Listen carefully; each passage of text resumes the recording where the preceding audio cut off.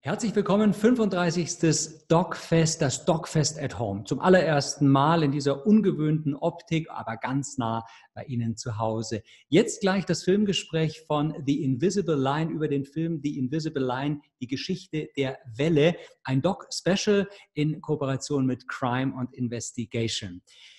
Welcome. In our little round, we're gonna talk with Emanuel Rothstein, the director and the producer of the film, and the executive producer, and one of the protagonists from the time from 1967 is Mark Hancock. Hello, gentlemen. Good evening. Hello, good evening. Actually, we don't say good evening here because Mark is sitting in Seattle, and there it's early morning, late morning. It's good morning. Good morning, Mark. You sit in Seattle. Emanuel, where are you located? In Munich, not that far from your place. So we are in the same time zone. Excellent, wonderful. We have this very dense 53-minute film. I was really like from the first minute until the last minute, totally into this experiment. And it was an experiment. And the sentence that was in my ear so deep is, it was one day exercise and a week of terror.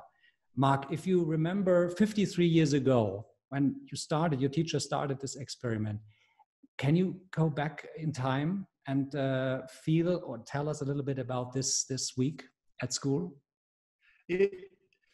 So was the name of the original teacher in history class for that school year. And mostly called Contemporary World. So we studied, this is 1767, we were studying Russia and China and Africa and Vietnam during the course of the war. But we also studied the social conditions that led into World War I and the social conditions that led into World War II. So this experiment came out of the learning about the social conditions leading into World War II.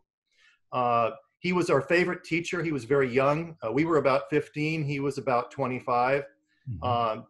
And he was a very exciting teacher, a very experimental teacher. We had done experiments with him before. So when he proposed this experiment, we did not feel threatened. The others had been short and fun. And when this one started, we thought it was going to be short and fun. And it turned out to be a nightmare. And in the film, it's very clear that he was a very, very well-loved teacher. And I didn't know that the age was so close, that you're only 10 years younger than the teacher. So you were totally trusting him and going into this experiment that turned out to like go very far and cross this invisible line. That's where the title of the film comes. Emanuel, you maybe read the book Die Welle, or did you know before of this experiment? Yes, of course. I mean, growing up in Germany, Die Welle is part of the curriculum. So we were all aware of the story. I think it's you could put it in the same row as Anne Frank's diary, or Hitler stole the rosa-rote Kaninchen. I don't know the English title. There are a couple of books which are part of your history school curriculum or German curriculum, and Die Welle was always part of it. And I was aware of the story for ages almost, and it never left me for the simple reason, because me as a German and me as a German Jew, I wanted to understand why people fall victim to the ideas of fascism. And it's so actual, this subject. I mean, it was like 53 years ago. I think it was in whole history of humankind was this subject very, very dangerous in a way, that you could like create such a wave. At the time, the project, Mark, was called the third wave. Had you any idea on the first day when your teacher, Ron Jones, came in the classroom and said, okay, we start this experiment? Had you any idea where this could go? We did not know where it was going to go, because again, the prior experiments were usually about one maybe a day or two, probably a day, and they were fun. So we did not feel threatened at the beginning. As you mentioned, besides having the age being so close, we'd also had him for half a year already. We were well into the school year, so we trusted him. He was the most popular teacher in school because he was so young and so much fun, and so we got sucked right in. And if you say sucked in, when you see the film, when you watch the film, you see Ron Jones, this very sympathetic guy. He's like in his late 70s right now. But when you really concentrate on his face, you see kind of this strength and this like no laughing and telling you now we're going to do this experiment. This is a very, very physic presence that he has, and this is in this film. Emmanuel, did you direct him to look like this in the camera? No, when we saw the footage afterwards, it really felt scary because in a way, you could feel his power, you could feel his sense of urgency, of determination. Mm-hmm. And in a way, he felt, when you looked at it, like a cult leader, that he had this ability to force people just with his manners, with this way he talks, with his appearance, into doing something they didn't expect that they can do. Mm-hmm.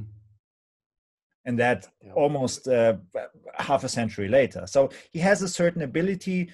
You have to say he's a very energetic, fascinating person. I mean, I'm completely fascinated by this character. So I'm not objective anymore. It's really difficult for me to judge him, but very, very interesting. You're right. It was very interesting. Mark, please. One of my friends who I've worked with on this over the years said he never really understood it until he saw Ron Jones, and then he finally got it. Mm-hmm. And we can talk about leaders having charisma, and Jones has that, but it's even more complex than that. He was described in this film, Ron Jones, that he was a teacher, and this is very symbolic, I think, not standing behind his desk. He was like open, he was in front of the class, he was like walking around, so he was very energetic, and then he started this experiment, and one day, I mean, the experiment goes over some days. He tried to manipulate you in a way, as students, with cards with a red X on it, and he gave you. Were you one of them with a red X on the card, Mark? No, in my class, he actually he had us put our heads down, and he went around the room and said he would tap us on the shoulders if we were going to be members of his secret police. Oh. He had 3 classes going at once. And I remember not being picked, and being a little bit disappointed at the beginning, because of course being on the inside would seem to have been more fun at the beginning. Mm-hmm. Later on, you thought at the beginning you felt left out, and but the presence of the secret police and the subsequent trials that he did when he threw kids out of class had a lot of impact and were really frightening. And what is also very interesting that he says now, this school, where it was in Kuberly High School in Palo Alto, where you were at the time, there's a mix of many cultures. There are athletes, there are revolutionaries, there are cheerleaders, there are in and out groups. But then during this experiment, oh my God, there were like this following him, denounce the others. Emmanuel, was this kind of also your story in the film, to tell it like really day by day, this experiment? Yeah, that was my initial idea to give, as you pointed out in the beginning, in the course of 53 minutes, you're sucked into the story, like mm-hmm. you were also yourself part of the experiment, and day by day you realize how difficult it is to leave it, to in a way betray your friends, to try something different, to stand up, to oppose. And if you realize that everybody's doing it, even the cool guys, the guys from the car club, who are so opposing everything else, and they doing it, well, it should be right. I should be also part of it. And that's how it's happening in regular societies. This is what we witness around the world. Mark, Emmanuel mentioned this car guys in school. Could you tell us a little bit about them? They are a group appearing in the film.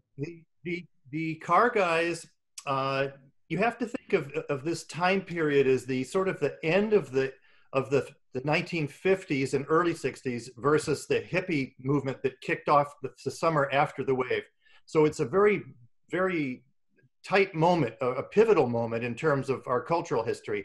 The car guys were part of that 1950s. For people who've ever watched the TV show Happy Days, there's Fonzie, who has the leather jacket, and in Happy Days, he's he's a tough guy, but he's a nice guy. But in reality, our car guys were generally tough guys, and you were afraid of them in real life because they enjoyed the role of wearing their leather jackets, of running around school, like, you know, in their self-important way. And also, they were called the executors, and their logo was a car in a guillotine, which was on their jackets. So we were afraid of them anyway. And I hope someday we'll find one of them with a sense of humor who will tell us how much fun they had scaring us, but we haven't found that person yet. But I mean, Mark, please again. That's it. Yeah. Yeah. But Emmanuel and Mark and all the viewers of this film immediately see how dangerous this experiment is, and it was only an experiment because it was brought then to an end. But definitely, you see it in the film. How was this end? But isn't it like a film that has to be shown in any classroom right now also? Is it like even more important in these days where a lot of things are just black and white? I believe you're absolutely right. The film is important. It's a universal topic, and it's not only German history or American history. As we see around the world, populist leaders are gaining ground. I mean, at the moment, due to the Corona crisis, they are they might lose their fascination because they don't have answers for this crisis.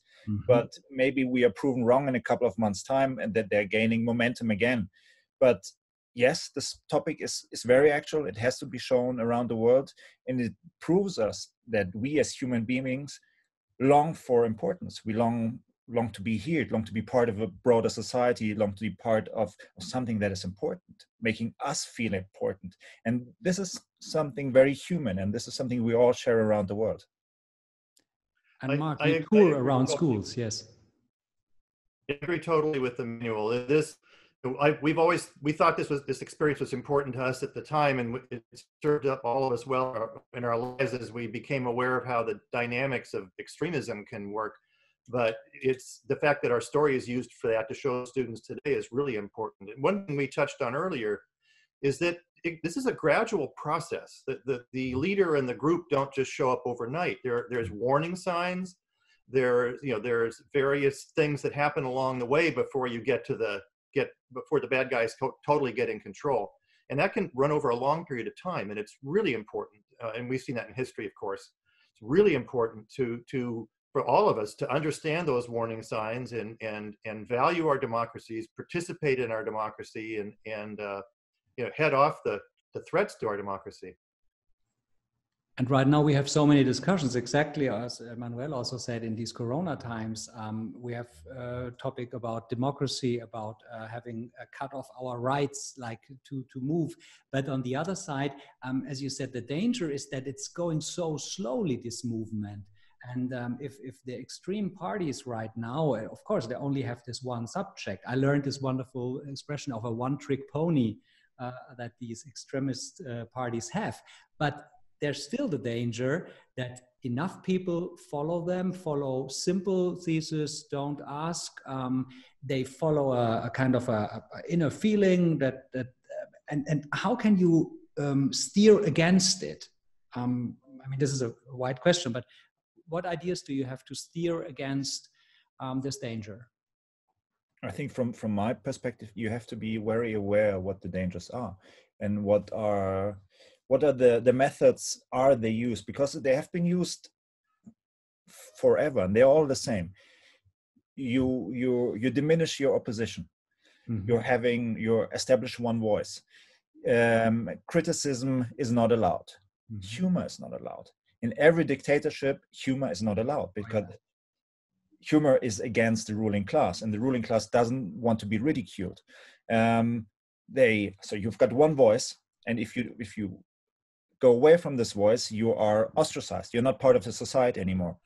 And we have to be very careful also in our bubble, our liberal bubble of opinions, that we don't exclude other opinions, branding them as fascist or right-wing, because that's also a way of making us feeling superior of other people. And that's I think the second most important thing. We versus them. If we feel ourselves are more important, more superior than the others, we have more knowledge than others, we can start to understand that we are on the wrong track. Mark, how do you see this? You travel through schools also with this project, telling students this experiment, and 53 years later, how do you how do you see this development? I think the phrase that I like the best is critical thinking. And you have students, it's important to encourage students to become well-informed and think for themselves, to ask questions, to be curious. And most of those behaviors are contrary to the extremist point of view that Emmanuel just described.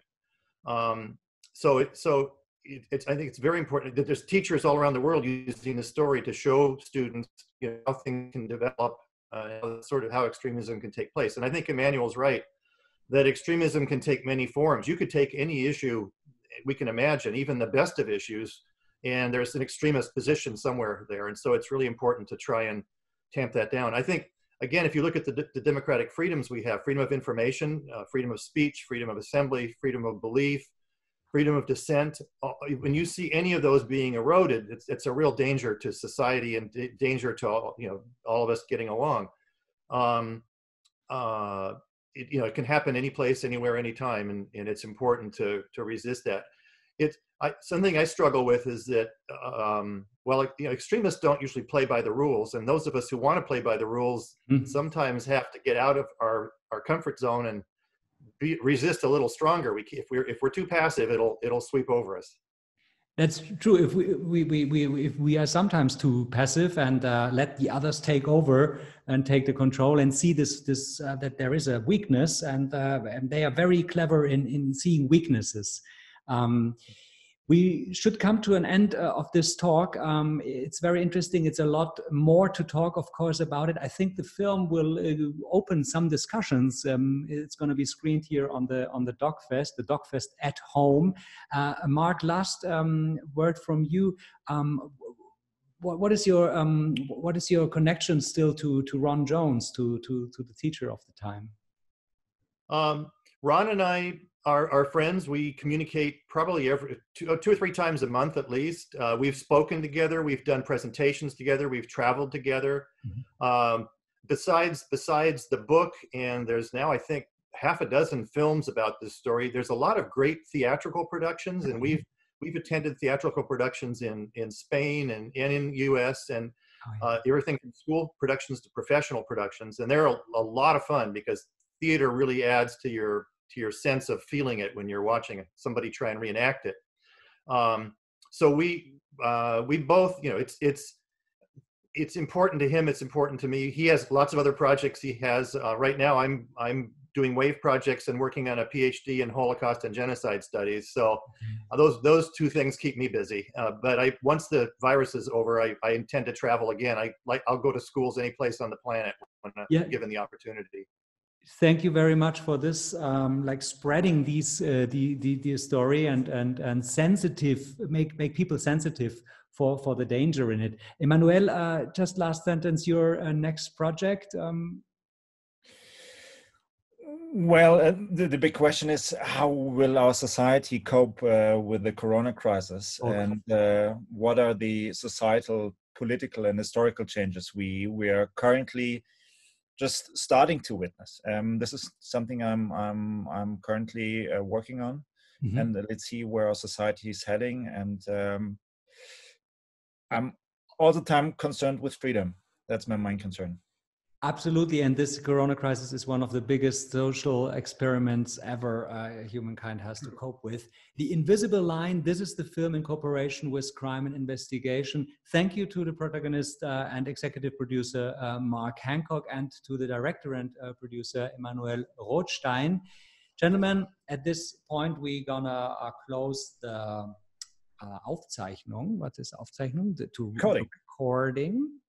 But we can still stay online. Thank you very much. And this film is, of course, nominated also for the Kino Publikumspreis from Bayerischer Rundfunk and Dreisat.